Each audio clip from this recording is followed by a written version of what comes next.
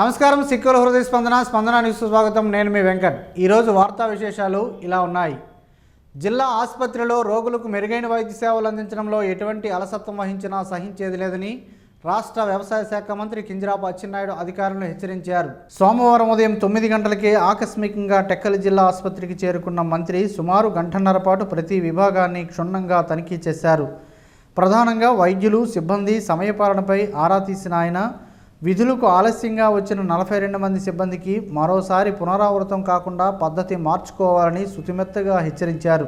ఆసుపత్రిలో తాగునీటి సమస్యపై తీవ్ర ఆగ్రహం వ్యక్తం చేస్తూ దీనిపై కమిటీ వేసి 36 గంటల్లోగా నివేదిక సమర్పించాలని, బాధ్యులపై చర్యలు తీసుకోవాలని జిల్లా కలెక్టర్ స్వప్నిల్ దినకర్ పుండ్కర్ను ఫోన్ ద్వారా ఆదేశించారు. ఆసుపత్రికి వచ్చే కేసులను సాధ్యమైనంత వరకు ఇక్కడే చికిత్స అందించాలని, అత్యవసరమైతేనే జిల్లా కేంద్రానికి రిఫర్ చేయాలని వైద్యులకు దిశానిర్దేశం చేశారు. పర్యటనలో ఆర్డీఓ ఎం కృష్ణమూర్తి, ఆసుపత్రి ఇన్ఛార్జ్ సూపరింటెండెంట్ డాక్టర్ మహారాజ్, పలువురు వైద్యులు, అధికారులు ఉన్నారు. ప్రజా ఫిర్యాదుల పరిష్కార వేదికకు వచ్చే ప్రతి అర్జీని అధికారులు బాధ్యతాయుతంగా స్వీకరించి బాధితులకు సత్వర న్యాయం అందించాలని జిల్లా సంయుక్త కలెక్టర్ ఫర్మాన్ అహ్మద్ ఖాన్ ఆదేశించారు. సోమవారం జిల్లా పరిషత్ సమావేశ మందిరంలో నిర్వహించిన గ్రీవెన్స్ కార్యక్రమంలో అధికారులతో కలిసి ఆయన ప్రజల నుంచి వినతులను స్వీకరించారు. సమస్యల పరిష్కారంలో నాణ్యత పాటించాలని, క్షేత్రస్థాయి విచారణ ద్వారా శాశ్వత పరిష్కారం చూపి అర్జీదారుల సంతృప్తికి ప్రాధాన్యమివ్వాలని సంయుక్త కలెక్టర్ అధికారులకు సూచించారు. ప్రజా సమస్యల పరిష్కారంలో ఏమాత్రం నిర్లక్ష్యం వహించినా సహించేది లేదని, బాధ్యులపై కఠిన చర్యలు తీసుకుంటామని సంయుక్త కలెక్టర్ ఈ సందర్భంగా స్పష్టం చేశారు. సీఎం సహాయ నిధి చెక్కులను సోమవారం స్థానిక విశాఖ ఏ కాలనీలో ఎమ్మెల్యే క్యాంపు కార్యాలయంలో ఎమ్మెల్యే శంకర్ చేతుల మీదుగా పంపిణీ చేశారు. ఈ సందర్భంగా ఎమ్మెల్యే మాట్లాడుతూ ఆర్థిక ఇబ్బందులతో బాధపడుతున్న పేద కుటుంబాలకు రాష్ట్ర ప్రభుత్వం అందిస్తున్న ముఖ్యమంత్రి సహాయ నిధి మరోసారి అనేక కుటుంబాలకు ఊరటనిచ్చిందని పేర్కొన్నారు. 28 మంది లబ్ధిదారులకు సీఎం సహాయ నిధి చెక్కులను పంపిణీ చేసినట్లు తెలిపారు. ప్రజల సంక్షేమమే ప్రభుత్వ ప్రధాన లక్ష్యమని, అర్హులైన ప్రతి ఒక్కరికి ప్రభుత్వ పథకాల ప్రయోజనాలు అందేలా చర్యలు తీసుకుంటున్నామని అన్నారు. ప్రభుత్వం అందిస్తున్న ఈ సహాయం వల్ల తమకు ఎంతో ఉపశమనం కలిగిందని లబ్ధిదారులు ఆనందం వ్యక్తం చేశారు. ఈ కార్యక్రమంలో పార్టీ నాయకులు, ప్రజాప్రతినిధులు, అధికారులు, కార్యకర్తలు మరియు లబ్ధిదారులు, కుటుంబ సభ్యులు పాల్గొన్నారు. టెక్కలి సబ్ కలెక్టర్ కార్యాలయంలో సోమవారం నిర్వహించిన ప్రజా దర్బార్లో ప్రజల నుంచి వినతులు రాష్ట్ర మంత్రి కింజరాపు అచ్చెన్నాయుడు స్వీకరించారు. అధిక సంఖ్యలో ప్రజలు తమ సమస్యలను విన్నవించుకునేందుకు భారీగా తరలివచ్చారు. ప్రజలు సమర్పించిన ప్రతి వినతిని క్షుణ్ణంగా పరిశీలించాలని, సమస్యల పరిష్కారంలో జాప్యం వహించకూడదని అధికారులను ఆదేశించారు. త్వరితగతిన పరిష్కారమే లక్ష్యంగా పనిచేయాలని స్పష్టం చేశారు. ఈ కార్యక్రమంలో కోట బొమ్మాలి వ్యవసాయ మార్కెట్ కమిటీ అధ్యక్షులు బగాది శేషగిరిరావు, ఆర్డీఓ ఎం కృష్ణమూర్తి, తహసీల్దార్ సత్యం తదితరులు పాల్గొన్నారు. ఒక యూనిట్ రక్తం, ఒక ప్రాణానికి ఆశ అనే నినాదంతో రక్తదాన శిబిరాన్ని నిర్వహించడం గొప్ప విషయమని జనసేన పార్టీ జిల్లా అధ్యక్షులు పిసిని చంద్రమోహన్, నియోజకవర్గ ఇన్ఛార్జ్ కోరాడ సర్వేశ్వరరావులు అన్నారు. అరసవెల్లి స్థానిక ఆదిత్యనగర్ జనసేన కార్యాలయంలో దేశ సైనికుడు కాకర్ల నర్సింగ్ ఆధ్వర్యంలో రక్తదాన శిబిరం నిర్వహించారు. టీడీపీ క్లస్టర్ ఇన్ఛార్జ్ ఉంగటి రమణ శిబిరాన్ని ప్రారంభించి అతిథులతో కలిసి మాట్లాడారు. ఈ వేసవిలో రక్త కొరతను దృష్టిలో ఉంచుకొని జనసేన అధినేత పవన్ కళ్యాణ్ ఆరోగ్యం కుదుటపడాలని ఆకాంక్షిస్తూ ఆయన ఆశయ సాధన కోసం నిర్వహిస్తున్న ఈ సేవా కార్యక్రమాలు టీడీపీ, జనసేన నాయకులు, జన సైనికులు, వీర మహిళలు, యువత, ప్రజలు పెద్ద సంఖ్యలో జనసేన పార్టీ కార్యకర్తలు పాల్గొని రక్తదానం చేశారని అన్నారు. ఉప ముఖ్యమంత్రి పవన్ కళ్యాణ్ ఆరోగ్యం కోసం ఒక దళంగా ఏర్పడి సేవా కార్యక్రమాలను కొనసాగిస్తున్నారని చంద్రమోహన్, సర్వేశ్వరరావులు తెలిపారు. అనంతరం రక్తదాతలకు జ్ఞాపిక బంగారం పథకం అందించి దుస్సాలుతో ఘనంగా సత్కరించారు.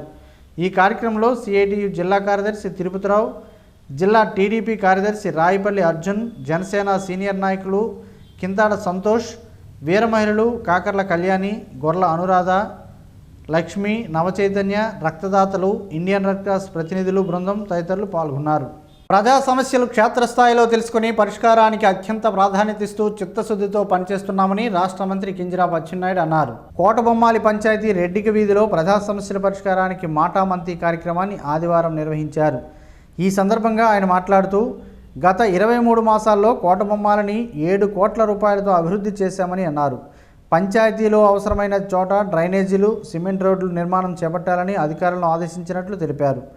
అందరికీ ప్రధాన సమస్య అయిన తాగునీటి సమస్య పరిష్కరించేందుకు ఎన్నికల్లో ఇచ్చిన మాట ప్రకారం హీరమండలం గొట్టా బ్యారేజీ నుండి కొత్తపేట కొండపైన మంచినీటి పథకం వరకు నీరు రప్పించి ప్రజల తాగునీటి సమస్యను పరిష్కరిస్తారని అన్నారు. ఇప్పటికే 10 లక్షల కోట్ల పెట్టుబడితో పరిశ్రమలకు శంకుస్థాపన చేసినట్లు వెల్లడించారు. కోటబొమ్మాలి పంచాయతీలో ప్రధాన చెరువులైన పెద్ద చెరువు, కోనేరు, ఎరకా చెరువులను ప్లాంటేషన్ అభివృద్ధి చేయాలని కోరారు. అనంతరం లబ్ధిదారులకు ముఖ్యమంత్రి సహాయ నిధి చెక్కులను మంత్రి చేతుల మీదుగా పంపిణీ చేశారు. మేరా యువ భారత్ శాఖ సౌజన్యంతో ప్రభుత్వ ఐటీఐ స్కిల్ హబ్ సెమినార్ హాల్లో జాతీయ సాంకేతిక దినోత్సవం ఈరోజు జరిగింది. ముందుగా స్వామి వివేకానంద చిత్రపటానికి పూలమాలలు వేసి నివాళులర్పించారు. ఈ కార్యక్రమానికి DLTC ITI training officer M Muralikrishna ముఖ్య అతిథిగా పాల్గొని మాట్లాడారు. శాస్త్ర సాంకేతిక రంగంలో భారతదేశం సాధించిన విజయాలను, భారత శాస్త్రవేత్తలు, ఇంజనీర్లు సాధించిన సాంకేతికపరమైన విజయాలను గుర్తు చేసుకోవడం జాతీయ సాంకేతిక దినోత్సవం ముఖ్య ఉద్దేశమని తెలిపారు. 1999 నుంచి ప్రతి సంవత్సరం మే 11వ తేదీన జాతీయ సాంకేతిక దినోత్సవాన్ని దేశవ్యాప్తంగా జరుపుకుంటారని తెలిపారు. ఈ కార్యక్రమంలో Mera Yuva Bharat accountant Dabberu Srinivasarao, SETSRI superintendent L Rekha, DLTC ITI training officer PSVM Gupta, Swami Vivekananda యువజన సేవా సంఘం అధ్యక్షులు జి ఉమామహేశ్వరరావు, ఝాన్సీ అగ్రికల్చరల్ స్వచ్ఛంద సేవా సంస్థ అధ్యక్షులు రౌతు సుమతి మోహన్ రావు తదితరులు పాల్గొన్నారు. కార్మిక వ్యతిరేక లేబర్ కోడ్స్ను వెంటనే రద్దు చేయాలని సిఐటియు జిల్లా అధ్యక్షులు సిహెచ్ అమర్నాయుడు డిమాండ్ చేశారు. కేంద్ర ప్రభుత్వం అమలు చేయనున్న 4 లేబర్ కోడ్స్ను వ్యతిరేకంగా సోమవారం హెచ్చెర్ల మండలం నాగార్జున అగ్రికం పరిశ్రమ వద్ద లేబర్ కోడ్స్ రూల్స్ కాపీలను దగ్ధం చేసి నిరసన తెలిపారు. ఈ సందర్భంగా అమర్నాయుడు మాట్లాడుతూ కార్మికుల హక్కులను కాలరాస్తూ కార్పొరేట్ సంస్థలకు అనుకూలంగా కేంద్ర ప్రభుత్వం లేబర్ కోడ్స్ను తీసుకొచ్చిందని విమర్శించారు. 8 గంటల పని దినాన్ని 12 గంటలకు పెంచడం కార్మికులపై భారం మోపడమేనని అన్నారు. కార్మికులు పోరాడి సాధించుకున్న హక్కులను ప్రభుత్వం హరించేందుకు ప్రయత్నిస్తుందని పేర్కొన్నారు. ఈ కార్యక్రమంలో నాగార్జున అగ్రికం యూనియన్ నాయకులు మాన్యం రమణ, వై కేదారేశ్వరరావు, సత్యనారాయణ తదితరులు పాల్గొన్నారు. ఇటీవల విడుదలైన 10వ తరగతి ఫలితాల్లో ప్రభుత్వ పాఠశాలల విద్యార్థులు అసాధారణ ప్రతిభ కనబరిచి రాష్ట్ర విద్యా చరిత్రలో సరికొత్త అధ్యాయాన్ని లిఖించారని రాష్ట్ర మంత్రి కింజరాపు అచ్చెన్నాయుడు పేర్కొన్నారు.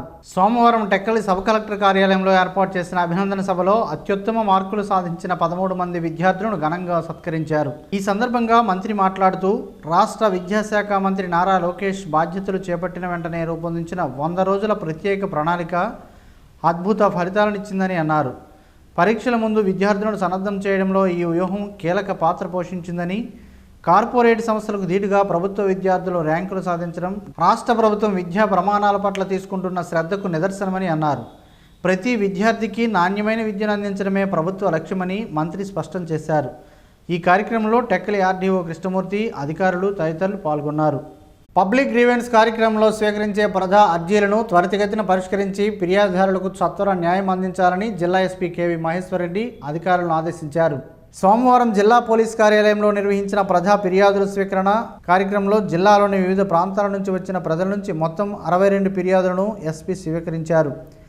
ఈ సందర్భంగా ఎస్పీ మాట్లాడుతూ ప్రజల నుంచి అందిన ప్రతి అర్జీపై సంబంధిత అధికారులు ప్రత్యేక చొరవ తీసుకుని చట్ట ప్రకారం విచారణ జరిపి త్వరితగతిన పరిష్కార చర్యలు చేపట్టాలని సూచించారు. ఫిర్యాదుల పట్ల ఎట్టి పరిస్థితుల్లోనూ నిర్లక్ష్యం వహించరాదని, బాధితులకు న్యాయం జరిగేలా చర్యలు తీసుకోవాలని ఆదేశించారు.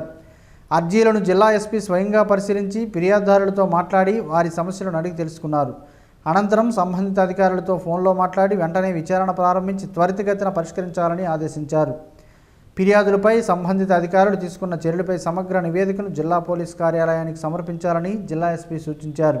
పాతపట్నం శ్రీ నీలమణి దుర్గా ఆలయ అభివృద్ధికి రాష్ట్ర దేవాదాయ శాఖ నుండి 40 లక్షల రూపాయల నిధులు మంజూరు కావడం శుభపరిణామని కేంద్ర మంత్రి కింజరాపు రామ్మోహన్ నాయుడు అన్నారు. ఇందుకు సంబంధించిన ఉత్తర్వులు విడుదల కావడంతో దేవాదాయ శాఖ మంత్రి ఆనం రామనారాయణ రెడ్డికి ముఖ్యమంత్రి నారా చంద్రబాబులకు ధన్యవాదాలు తెలిపారు. దేవాదాయ శాఖ నుండి 40 లక్షల రూపాయలు, మ్యాచింగ్ కంట్రిబ్యూషన్ కింద మరో 10 లక్షల రూపాయలు కలిపి మొత్తం 50 లక్షల రూపాయల నిధులతో ఆలయం చుట్టూ అందమైన కాంపౌండ్ వాల్, పండగల సమయంలో అవసరానికి సరిపడా షెడ్డుల నిర్మాణం చేపట్టనున్నారని తెలిపారు. కూటమి సర్కార్ ఆధ్వర్యంలో రాష్ట్రంలో అభివృద్ధి, సంక్షేమ కార్యక్రమాలు వేగంగా జరుగుతున్నాయని రామ్మోహన్ నాయుడు అన్నారు. ఉత్తరాంధ్రకు, అందులో ముఖ్యంగా శ్రీకాకుళం జిల్లా అభివృద్ధికి ప్రత్యేక దృష్టి సారించిన చంద్రబాబు నాయుడు అన్ని ప్రాంతాలకు సమాన వృద్ధి సాధించేలా తోడ్పాటు అందిస్తున్నారని అన్నారు.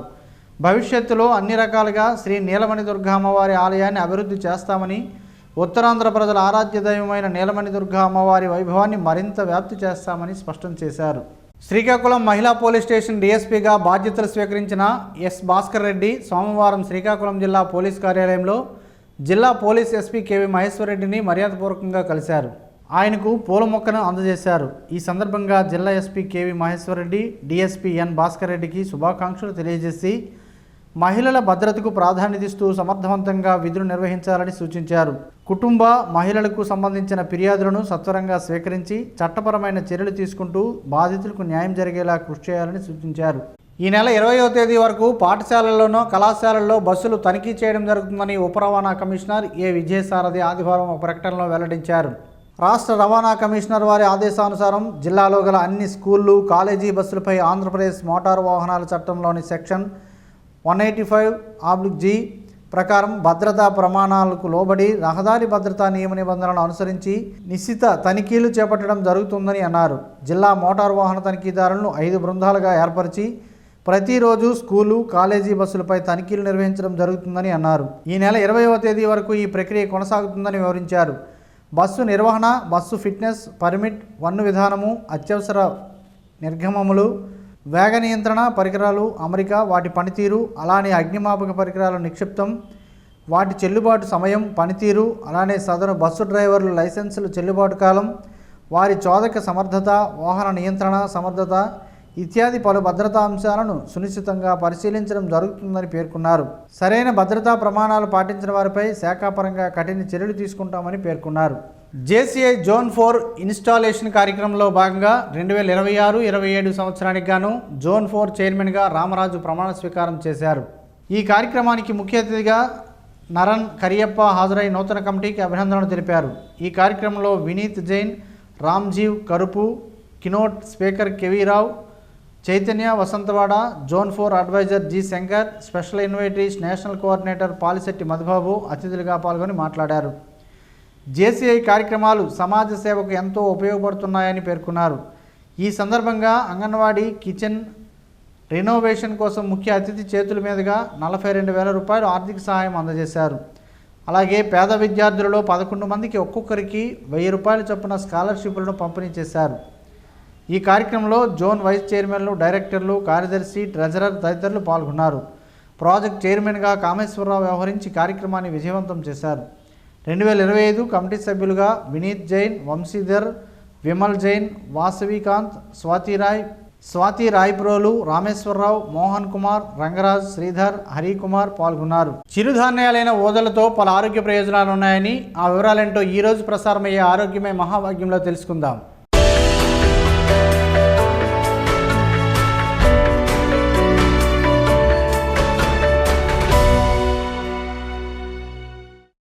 రుచికి తీయగా ఉండే ఈ ఊదలతో తయారు చేసే ఆహారం మంచి బలవర్ధకమైంది, సులువుగా జీర్ణమవుతుంది. అందుకనే నార్త్ ఇండియాలో చాలామంది ఉపవాస దీక్ష చేసే సమయంలో ఊదలతో చేసిన ఆహారాన్ని తీసుకుంటారు. ఊదలు శరీర ఉష్ణోగ్రతను సమస్థితిలో ఉంచుతుంది. ఊదలు వ్యాధి నిరోధక శక్తిని పెంచుతాయి. సులభంగా జీర్ణం కావడంతో ఎక్కువసేపు కూర్చొని పనిచేసే వారికి ఇవి మంచి ఆహారం. ఊదల్లో పీచు పదార్థం అధికంగా ఉండటం వలన మలబద్ధకానికి, మధుమేహానికి మంచిదని ఆరోగ్య నిపుణులు చెబుతున్నారు. జీర్ణాశయంలో ముఖ్యంగా చిన్న ప్రేగులలో ఏర్పడే పుండ్లు పెద్ద ప్రేగులకు వచ్చే క్యాన్సర్ బారిన పడకుండా ఊదలు చేస్తాయని, ఉత్తరాఖండ్, నేపాల్లో ఊదల ఆహారాన్ని గర్భిణీలకు, బాలింతలకు పెడతారట. గర్భవతులకు, పాలిచ్చే తల్లులకు చనుబాలు ఎక్కువ రావడానికి మంచి బలవర్ధకమైన ఆహారం. కాలేయం, పిత్తాశయం శుభ్రపరచడానికి సహాయపడుతుంది.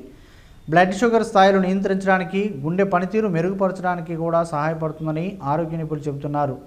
పెద్దవారిలో మూత్రాశయ నియంత్రణకు, పిత్తాశయంలో రాళ్లను నిర్మూలించేందుకు, టైఫాయిడ్ వంటి విషజ్వరాలు నయం కావడానికి ఊదలు బాగా పనిచేస్తాయని ఆరోగ్య నిపుణులు చెబుతున్నారు.